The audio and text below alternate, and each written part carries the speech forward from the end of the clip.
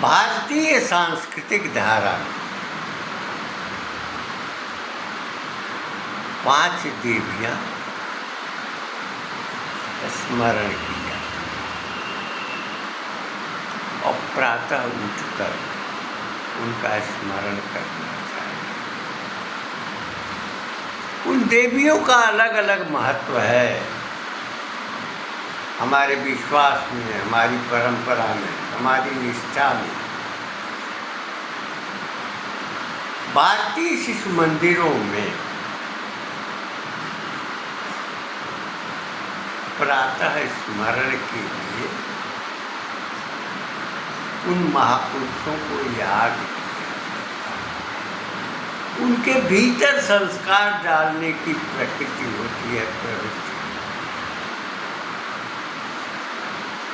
5 देवियां कौन है, यह भी आपको जानना चाहिए। अहिल्या, द्रौपदी, तारा। अहिल्या, द्रौपदी, तारा, कुंती, मंदोदरी तथा पंचकन्या स्मरेत नित्यम सर्वपातक नाश।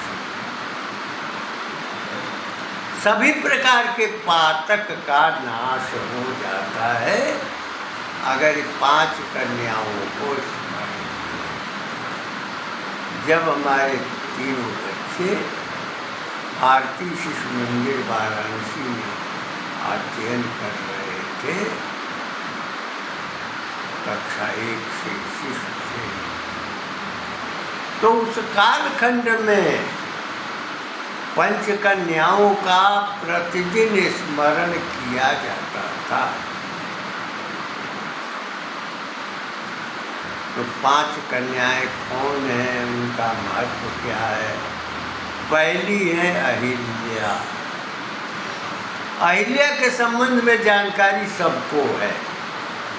ऋषि पत्नी थी, इंद्र के भीतर जब वासनांधता आई, छल करके, कपट करके, मुर्गे की बाग देकर, उस कालखंड में घड़ी नहीं थी, मुर्गा ही प्रातः होने की सूचना देता था। मुर्गे की बाग आई, आवाज आई और ऋषि कमंडल लेकर नदी स्नान। इंद्र ने अहिल्या का को अपमानित किया, अपना रूप विकृत। ऋषि आए, उन्होंने शाप दे दिया कि तुम पत्थर बन जाओ। आगे की कहानी आप सबको मालूम है कि कालांतर में जब रामावतार होगा, विश्वामित्र, महर्षि विश्वामित्र जब राम लक्ष्मण को लेकर के जाएंगे राक्षसों का वध करने के लिए, जो आश्रमों में, गुरुकुलों में उत्पात मचाया करते थे, संहारक दृश्य में उपस्थित किया करते थे, उस कालखंड में भगवान राम और लक्ष्मण जो बालक के रूप में थे, किशोर के रूप में थे, वे गए थे और वहाँ उनके चरण का स्पर्श जब हुआ, धूल पड़ी तो अहिल्या नारी थी। वहाँ अहिल्या का उद्धार हुआ। तो अहिल्या की कहानी ये है कि जिन चरणों की धूल से अहिल्या पत्थर से नारी बन गई, लेकिन विंध्य के वासियों के मन में कुछ कामांधता इस प्रकार योगियों के भीतर, सन्यासियों के भीतर फैल गई। एक रचना है कि विंध्य के वासी उदासी महाधारी यानी विंध्य के निवासी जो व्रतधारी हैं, तपस्वी हैं, उनके भीतर प्रसन्नता हुई कि जब राम आएंगे तो यहाँ पत्थर की शिला नारी का रूप लेगी। वो हास्यात्मक रचना है। तो भगवान राम के संबंध से, उनकी चरण की धूल से अहिल्या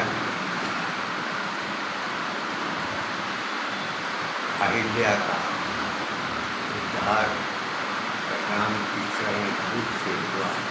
यह कथा, ये कहानी सबके भीतर विद्यमान।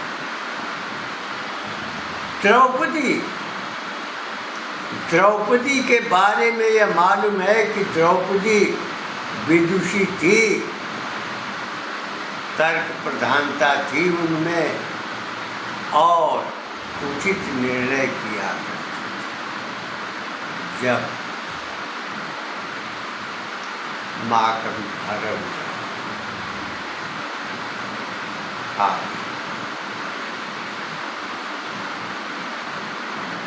जो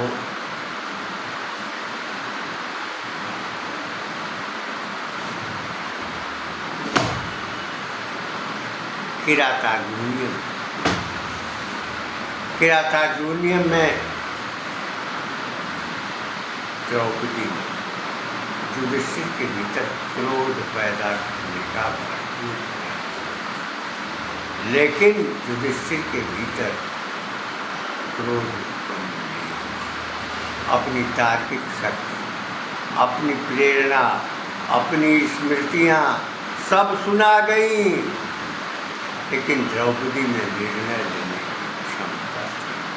वो 5 पतियों की पत्नी थी, लेकिन द्रौपदी का महत्व, द्रौपदी का अतीत में, इतिहास में जो महत्व है, मर्यादा है, वो विदित है कि जिसके भीतर संरक्षण का भी भाव था और विवेक सम्मत निर्णय करने की बात थी। भगवान कृष्ण जिसको बहन के रूप में पूजा करते थे, जब कौरवों के द्वारा चीर हरण हुआ था, उस कालखंड में भीष्म पितामह भी थे, कर्ण जैसे योद्धा भी थे और द्रोणाचार्य भी थे। उन महारथियों के बीच में द्रौपदी का चीर हरण, लेकिन भगवान कृष्ण ने उनकी साड़ी इतनी लंबी कर दी कि दुशासन को यह भी कहना पड़ा कि साड़ी बीच नारी है कि साड़ी ही की नारी है कि नारी ही की साड़ी है। ये संदेहास्पद स्थिति में दुशासन ने व्यक्त किया था। इतनी लंबी साड़ियाँ द्रौपदी को कृष्ण ने मुहैया कराई थी कि वो नंगी नहीं की जा सकती, साड़ियों का ढेर लग गया। तो द्रौपदी का महाभारत के युद्ध में पांडवों के वनवास 12 वर्ष का, 1 वर्ष के अज्ञातवास में महारानी द्रौपदी की उपस्थिति सदैव थी। अहिल्या द्रौपदी तारा महापंडित रावण के पुत्र मेघनाद नहीं, वाल्मीकि महाराज सुग्रीव की पत्नी थी, जिसको उसके भ्राता ने अपने बस में कर लिया। तो तारा सती नारी थी, अहिल्या द्रौपदी तारा। कुंती कुंती जो 5 पांडवों की माँ थी और कर्ण की भी माँ थी। कौमारावस्था में उन्होंने नदी में बहा दिया था, जिसका पालन राधा ने किया था, इसलिए वह राधे भी कहा जाता था। कर्ण एक महासारथी था, यद्यपि वह क्षत्रिय वंश का था, सूर्य वंश का था, लेकिन राधा ने निषादिनी ने पाला था, इसलिए वो सूतपुत्र था। महाभारत में उसकी उपेक्षा हुई थी और जब धनु प्रतियोगिता में जाना था तो सूतपुत्र होने के नाते उसे सम्मिलित होने इससे स्पष्ट है कुंती का जो चरित्र है वो कृष्ण स्वयं उसे भक्ति धारा में, उनकी भावधारा में वो विलीन भी थी और वो बहन स्वरूपा, बुआ स्वरूपा थी। मंदोदरी महापंडित रावण की पत्नी, जो वेदों का ज्ञाता था, विद्वान था, लेकिन वह अपने विद्वत्ता, अपने ज्ञान में गर्व था। उसने राक्षसी वृत्ति का पालन किया और जगदम्बा सीता का हरण भी उसी ने किया था। मंदोदरी को वह ये बतलाता है, ये कहता है महापंडित रावण की औरतों में क्या क्या दोष होता है। इसको रामचरितमानस में गोस्वामी तुलसीदास ने व्यक्त किया। इसको आपने महापंडित रावण का यह कथन मंदोदरी को बताया गया है कि नारी में 10 भाव होते हैं। एक तो अनिष्ट होता है, सत्य आचरण होता है, झूठ बोल, और दूसरा चपलता, चंचलता उसके भीतर रहती है।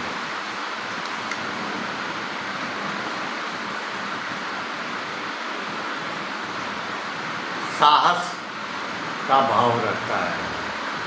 अवगुण 8 सदा गुजराही।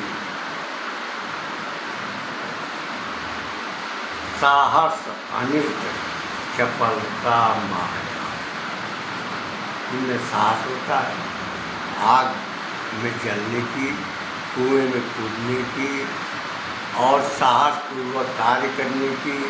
अगर सिंह जो है बच्चे को उठा ले जाए तो सिंह से भी लड़ने की शक्ति उनके भीतर होती है। तो साहस, अनृत, अनृत माने असत्य भी वो बोलती हैं। असत्य किसके लिए बोलती हैं? अपने शिशु के लिए, अपने परिवार के लिए, अपने बच्चों के पोषण के लिए, पारिवारिक पोषण के लिए। तो अनित शब्द वो अपने पारिवारिक परिवेश, किसी की दया, किसी की प्राण रक्षा के लिए बोलती हैं। जितना कष्टमय जीवन नारी का होता है वो जीती है। तो साहस, अनिष्ट, चपलता, चंचलता होती रहती है। माया, माया से तो पूरा संसार है, पूरी सृष्टि है। माया के कारण ही एक दूसरे का जुड़ाव होता है। जिसने 9 महीने गर्भ में पाला और बच्चे को दूध पिलाया, पालन किया, तो उसके भीतर मोह होगा। मोह उसी के भीतर होता है जो सर्जना करता है, सृष्टि करता है, निर्माण करता है। अपने निर्माण के प्रति, अपनी सर्जना के प्रति उसका मोह होता है। तो साहस, अनिष्ट, चपलता, माया, भय, अविवेक, भय, अविवेक,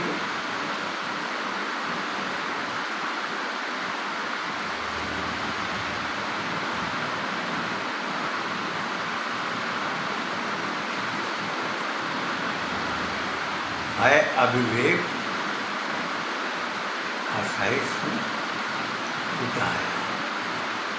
भय भी होता है नारी में, अविवेक रहता है, यानी विवेक सम्मत निर्णय करने की क्षमता नहीं रहती है। जब रक्षा करनी है, बच्चे की, परिवार के पोषण की, पति की रक्षा करनी है, तो वहाँ विवेक काम नहीं करता है। सिंह या हिंसक पशु अगर प्रहार कर रहे हैं तो वहाँ विवेक की आवश्यकता नहीं होगी। हाथों में भाला तलवार होनी चाहिए। और नारियाँ क्योंकि काली और दुर्गा का रूप होती हैं, उनके हाथों में शस्त्र आता है। ये महापंडित रावण अपनी पत्नी मंदोदरी को समझा रहा है कि नारियों में क्या दोष है, और दोष का मूल कारण यह था कि जगदम्बा सीता के हरण के विरुद्ध उन्हें रोज प्रेरित करती थी। छोड़ दीजिए, कुल का नाश होगा, जो पुत्र हैं, जो समाज है, वो सब विनष्ट हो जाएगा। राम अवतारी हैं, परमात्मा हैं, उसके स्वरूप हैं। जब वो आएंगे, जगदम्बा सीता देवी का रूप है, वो कृष्ण पुत्री है, उनके शाप से आप बच नहीं पाओगे। ये मंदोदरी बराबर महापंडित रावण को समझाती थी, लेकिन महापंडित अगर दर्द में था, अभिमान में था, तो अभिमानता उसका नाश कर गई। अब कहा यह भी जाता है, 1,00,000 कोट 1,25,00,000 नाती, तारा मन घर दिया। ये केवल गर्व था, घमंड था, वह वेग था, प्रतिशोध का भाव था।